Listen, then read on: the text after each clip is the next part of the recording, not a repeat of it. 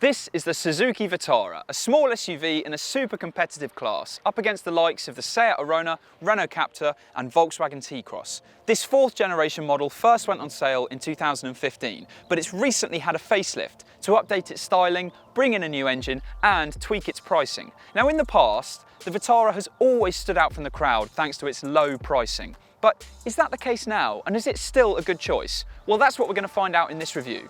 And if you want to buy a Vitara or any of its rivals, head to whatcar.com where you can find the best new car deals around. Go to the new car buying section when you're there, click on the Vitara and you'll be able to see all the deals available to you.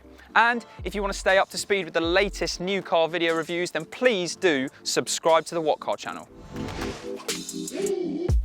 So let's first talk about those styling changes that the facelifted model gets. And if you look at the front, you can see that it gets a slightly redesigned light cluster, grille and bumper, while at the rear, there's again a more intricate design for its taillights. Inside, Suzuki has really tried to lift the quality of the interior. So, for the first time, the Vitara gets soft touch materials on top of the dashboard. And there's no doubting that the Vitara looks as good as it ever has inside. However, it's not all good news because these soft touch materials here are the best that you'll find, because elsewhere it's pretty cheap, and especially inside the door here, the plastics you can hear pretty scratchy, brittle, hard and just generally not very good. And these air vents especially are quite flimsy too. But to be fair to the Vitara, all the other cars in this class also have a similar mix of quality in their interiors, for the materials that are used at least. And in the Vitara, finding a comfortable driving position is really easy. There's loads of adjustment in the seat and in the steering wheel too, adjust for height and reach. And these front seats are pretty comfortable as well. Plus, the facelifted model now gets a central armrest here. There is though still no adjustable lumbar support. The box-like body and large glass area mean it's easy to see out of the Vitara, but a big drawback of the interior is the infotainment system. SZT and SZ5 models get this touchscreen display as standard, but perhaps the kindest thing you can say about it is that at least it does get Apple CarPlay and Android Auto as standard. The infotainment system itself is easy enough to navigate, but the icons are pretty small and it can be pretty slow to respond to your touch inputs as well. So as you can see, these shortcut buttons are on the small side and not that easy to hit when you're on the move. But actually the worst thing about it is this touch sensitive pad on the side here for the volume. It's really fiddly trying to turn up the tunes when you're driving, so actually a physical dial would be much easier. But there are at least some helpful buttons on the steering wheel to help control it. All things considered though, rival systems are much better. Space up front is good with lots of head and leg room, and we've already shown the adjustability that you can get in the driver's seat, but the storage compartments are a bit on the small side. These cubby holes here aren't particularly big, although what is good is in the central armrest, actually there's a decent amount of storage under there. In the back, legroom is very generous, even if you're sat behind a tall driver. And headroom is really good as well. But it's worth bearing in mind that if you have a panoramic sunroof fitted, then it really cuts into headroom that's available in the back and in the front. And so a panoramic sunroof is standard on SZ5, so that might be a trim that's worth avoiding. But if you really want a small SUV that's generous in the back, then this is impressive, but a Kia Soul is bigger still.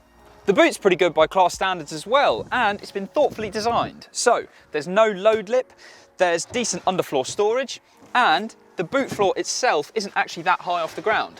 Plus you've got some helpful storage pockets on either side.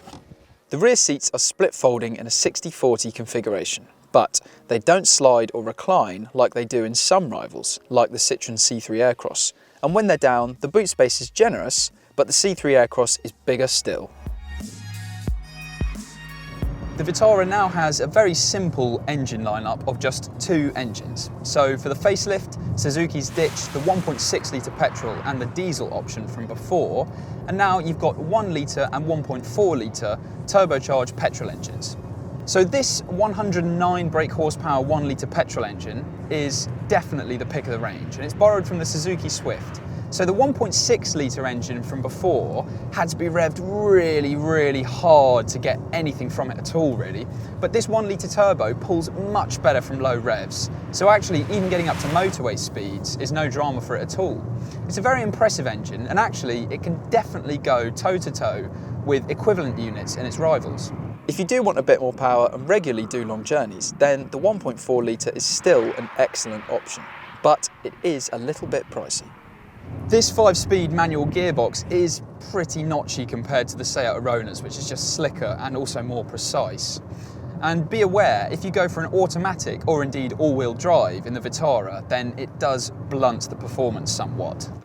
The Vitara has firm but well-damped suspension. Big bumps or potholes will send a dull thud through the interior, but the ride rarely gets unsettled and never becomes jarring.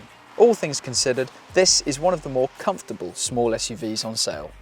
You can even have some fun hustling the Vitara along a twisty B road thanks to its tight body control, but the steering does let it down a little bit. It's very light and there's no real connection with the front wheels.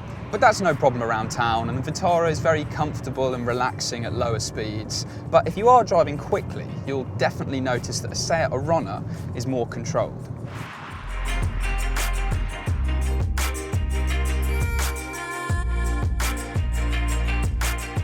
One of the reasons the Vitara was so popular in the past was because of its excellent value. But has the facelift changed that? Well, these are the most important things you need to know about buying and owning a Suzuki Vitara. Well, the facelift has brought some punchier pricing for the Vitara. So whereas before it used to undercut the vast majority of cars in this class, now it's actually similarly priced to the Seat Arona, Citroën C3 Aircross and Renault Captur. So it's not quite the bargain it once was. But if you go to whatcar.com, we can save you up to £1,000 off the cost of a new Suzuki Vitara. Click on the link in the top right corner to find out more. It does help that economical engines, reasonable insurance groups and sensible servicing costs all mean the Vitara is an inexpensive car to run. But the Vitara doesn't hold on to its value as well as other rivals like the Arona, so that does offset some of the savings you might make elsewhere. On the plus side, it makes up for this by offering much more equipment than similarly priced rivals.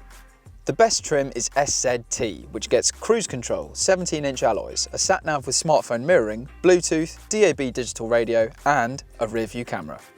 The Vitara is also a reliable car. In our latest reliability survey, Suzuki was rated the most reliable manufacturer, and the Vitara was third in its class, behind another Suzuki, the SX4 S-Cross and the Peugeot 2008.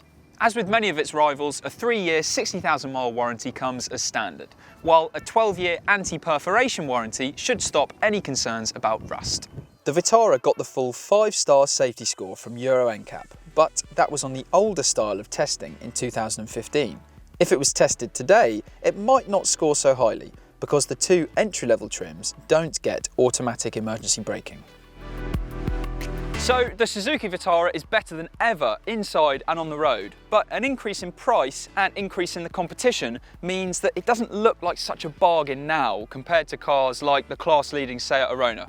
But if you want a comfortable small SUV with a spacious interior, some off-road styling and capable engines, then the Vitara is certainly worth considering. To save money on a new Suzuki Vitara, head to whatcar.com, and while you're there, you'll find our full extended written review of it and all of its key rivals. And if you've enjoyed this video, then please like, comment and subscribe to keep up to speed with all of our latest new car reviews.